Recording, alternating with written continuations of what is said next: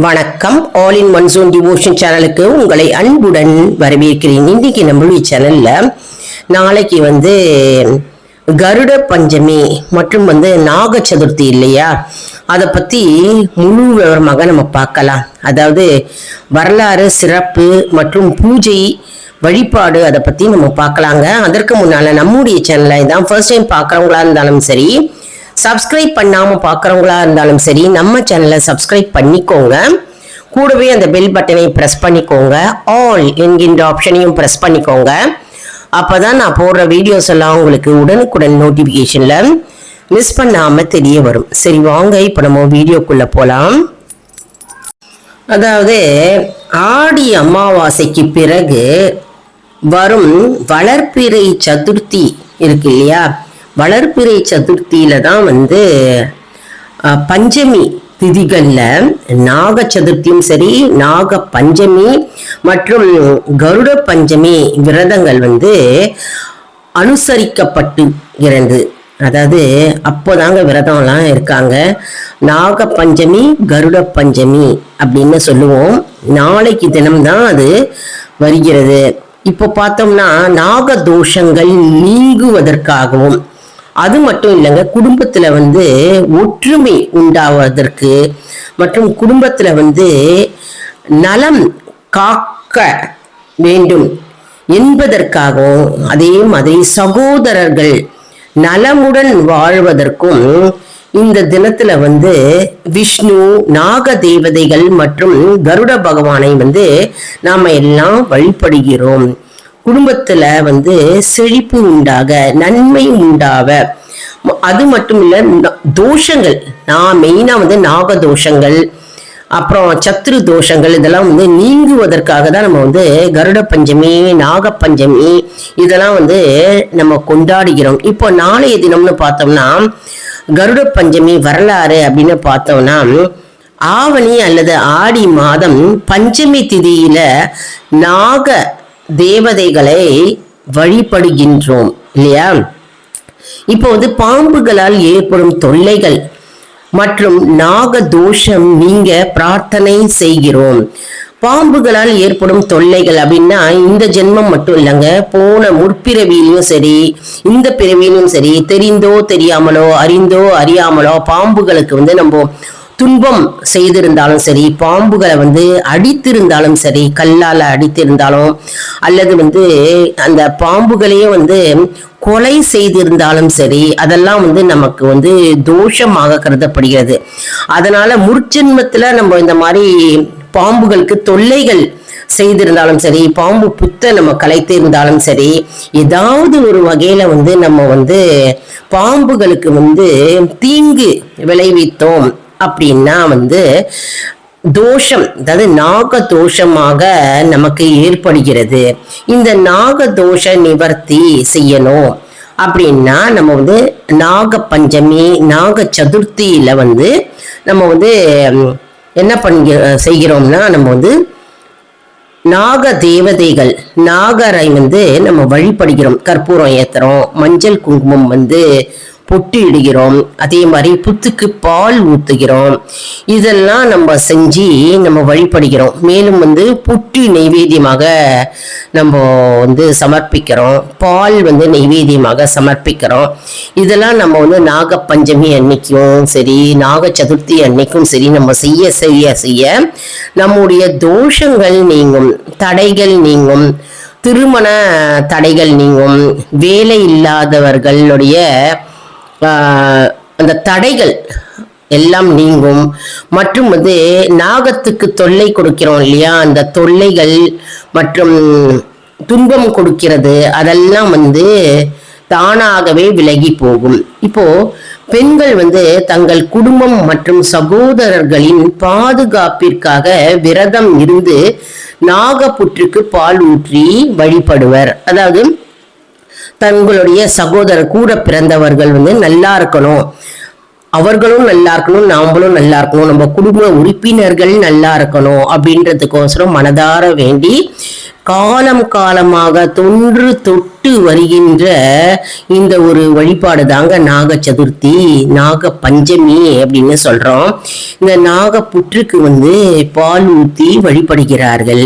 மற்றும் வந்து நாகத்தை வந்து மனதார நினைத்து அவர்கள் வந்து வேண்டிக் கொள்கிறார்கள். அதாவது நாகதோஷம் நீங்கணும், சத்ரு தோஷம் நீங்கணும், குடும்பத்தில் இருக்கும் அனைத்து தோஷங்கள் நீங்கணும் அப்படின்னு வேண்டி பெண்கள் வழிபடுகிறார்கள். அதனாலதான் வந்து நாக சதுர்த்தி அன்னைக்கு நம்ம பக்கத்துல இருக்கின்ற அருகாமையில் உள்ள அம்மன் கோயிலுக்கு போயிட்டு, நாகாத்தம்மன் இருக்கும் கோவில் சில கோவில்கள்ல, மற்றும் வந்து புற்று கோவில் இருக்கும், அந்த இடங்களுக்கு போய் நாகர் இருக்கும், அந்த நாகர் சிலைக்கு பால் ஊற்றி வழிபடுகிறோம். அது வந்து நாளைய தினம் வருகிறது. நாக பஞ்சமி, கருட பஞ்சமி அப்படின்னு நாளைய தினம் வருகிறது. மிக மிக முக்கியமான அற்புதமான நாள். நம்ம வந்து நாக தேவதைகளை வழிபடுகின்ற நாளாக கருதப்படுகிறது. அதாவது குடும்பத்துல பழக்கம் இருக்கிறவங்க வந்து பாலை ஊற்றி நாகத்துக்கு பொட்டு வைத்து செய்வார்கள். மற்றும் வந்து எல்லாருமே கூட வந்து வழிபடணும் அப்படின்னு மனதுல நினைத்தீங்கன்னா நாகருக்கு சந்தன குங்குமம் வச்சு நம்ம பால்ல அபிஷேகம் செஞ்சுட்டு வரலாங்க. கற்பூரம் காமிச்சு நம்ம வந்து வரலாம், அப்படியும் செய்யலாங்க. இப்போ கருட பஞ்சமி வரலாறு என்ன அப்படின்னு பார்க்கலாம்.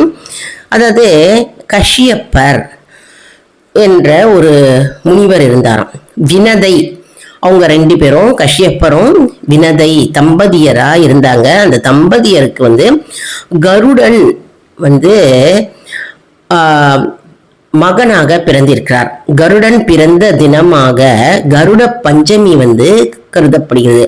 கருடன் வந்து மகனாக பிறந்த அந்த கருடர் வந்து பஞ்சமி தினத்தன்று பிறந்தார். அதனால கருட பஞ்சமி அப்படின்னு அழைக்கப்படுகிறது. இப்போ மகாவிஷ்ணுவின் வாகனமாக வந்து இந்த கருட பகவான் வந்து இருக்கிறார். அதாவது மகாவிஷ்ணுவுடைய வாகனம். அதனால வந்து இந்த நன்னாளில் வந்து நம்ம மகாவிஷ்ணுவின் வாகனமாக இந்த கருடரை வணங்கினாலே போறோம், நமக்கு வந்து தோஷங்கள் விலகும். அதனால நாளைய பொழுது கருட பஞ்சமி இல்லையா, கருட பஞ்சமி அன்னைக்கு கருடரை வந்து நம்ம தரிசனம் செய்ய வேண்டும். அருகாமையில் உள்ள கோயிலுக்கு போய் கருட பகவானை தரிசனம் செஞ்சுட்டு துளசி மாலை வாங்கி போடுங்க கருடருக்கு. வாங்கி போட்டுட்டு கற்பூரம் ஏத்திட்டு வலம் வாங்க. அதாவது 3 முறை வந்து பிரதட்சணமாக சுத்த வேண்டும். அப்படி சுத்தினால் கருட பஞ்சமி அன்னைக்கு நம்ம இந்த வழிபாடை செஞ்சோம்னா தோஷங்கள் அனைத்தும் நீங்கும் என்பது ஐதீகம். அதனால நாளைய தினம் கருட பஞ்சமி மற்றும் நாக பஞ்சமி 2ம் சேர்ந்து வருகிறது. இப்போ பிரசாதம் அப்படின்னு பார்த்தோம்னா நீங்க வந்து கல்கண்டு திராட்சை வைத்து நைவேத்தியம் செய்யலாம். அப்படி இல்லைன்னா பேர்ச்சம்பழம் வைத்து நைவேத்தியம் செய்யலாம். கருடனை போல ஆற்றலும் வீரமும் புத்தி கூர்மையும் கொண்ட குழந்தைகள் பிறக்க பெண்கள் இத்தினத்தில் விரதம் இருப்பார்கள். நிறைய பெண்கள் வந்து கருட பஞ்சமி அன்னைக்கு விரதம் இருப்பாங்கங்க. அதாவது அவங்களுடைய குழந்தைகள் வந்து நல்லா புத்திசாலியாக கருடனை போல பிறக்க வேண்டும் அப்படின்னு மனதார வேண்டிக் கொண்டு வந்து கருட பஞ்சமி அன்னைக்கு விரதம் இருப்பார்கள்.